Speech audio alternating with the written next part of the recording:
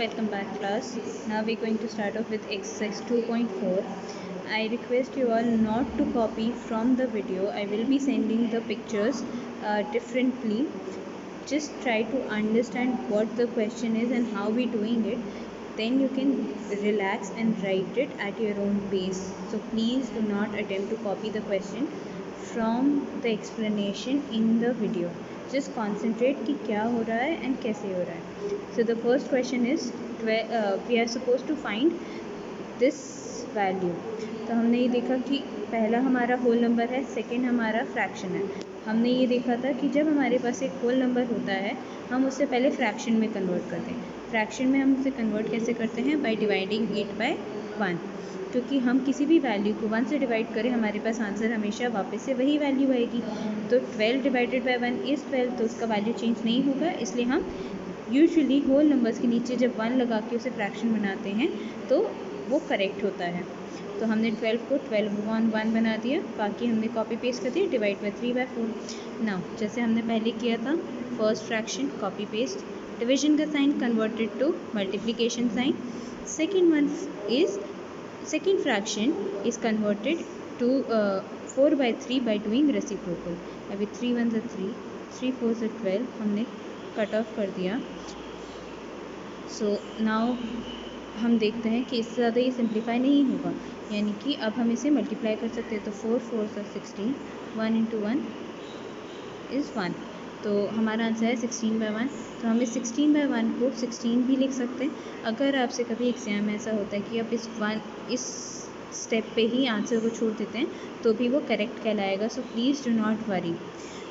Part second, third and fourth are similar, जिसमें कि पहला वाला वैल्यू हमारा होल नंबर है, सेकेंड वाला फ्रैक्शन है.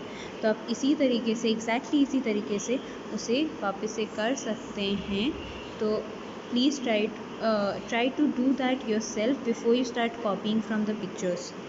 Now coming to the fifth part different इसलिए क्योंकि हमारे पास यहाँ पे एक मिक्स्ड फ्रैक्शन है rather than प्रॉपर और एन इम्प्रॉपर फ्रैक्शन. तो हम पहले क्या करेंगे, इस मिक्स फ्रैक्शन को कन्वर्ट करेंगे टू एन इम्प्रॉपर फ्रैक्शन. वो हम कैसे करते हैं? 2 × 3 इज़ 6, 6 + 1 इज़ 7. 7 लिखा, अपॉन में यहाँ पे जो डिनोमिनेटर वो इसका डिनोमिनेटर बन जाएगा. तो 7/3 इज़ इक्वल्स टू 2 and 1/3. तो हमने इसको यहाँ पे लिखा, 3 को हमने 3/1 बनाया डिवाइडेड बाय 7/3.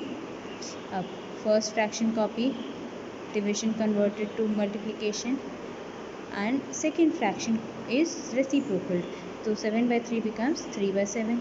अब यहाँ पे हम देख रहे हैं कि कुछ भी कट ऑफ नहीं हो सकता, तो सिंपली मल्टीप्लाई हो जाएगा. तो 3 3 सा 9, 1 × 7 is 7. इसका अगला वाला पार्ट, फिफ्थ वाला part is just like this one. So please try to do it on your own before you copy it.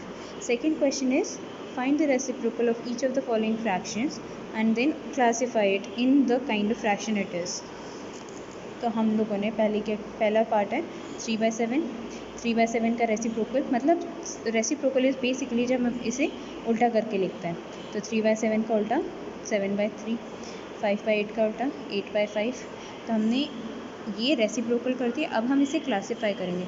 7/3 जब हमने स्टार्टिंग में देखा था तो हमने ये पढ़ा था कि इम्प्रॉपर फ्रैक्शन, प्रॉपर फ्रैक्शन और होल नंबर क्या होता है. प्रॉपर फ्रैक्शन ये इस तरीके से होता है जब न्यूमरेटर डिनोमिनेटर से छोटा होता है. इम्प्रॉपर फ्रैक्शन वो होता है जब न्यूमरेटर डिनोमिनेटर से बड़ा होता है. तो यहाँ पे क्योंकि न्यूमरेटर बड़ा है तो ये इम्प्रॉपर फ्रैक्शन हो गया. यहाँ पे 5/8 को हमने रेसिप्रोकल किया तो 8/5 हुआ. यहाँ पे भी न्यूमरेटर बड़ा है, hence it becomes improper fraction. Third, fourth, fifth is just like this. Sixth one is like seventh. तो सेवेंथ वाला ऐसा है, आपके पास क्वेश्चन है 1/11. इसे रेसिप्रोकल किया तो 11/1 बन गया.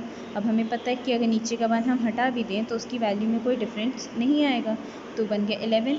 अब क्योंकि यहाँ पे डिनोमिनेटर है ही नहीं तो हम इसे होल नंबर की कैटेगरी में पुट कर सकते हैं. So try these questions before you attempt to copy them.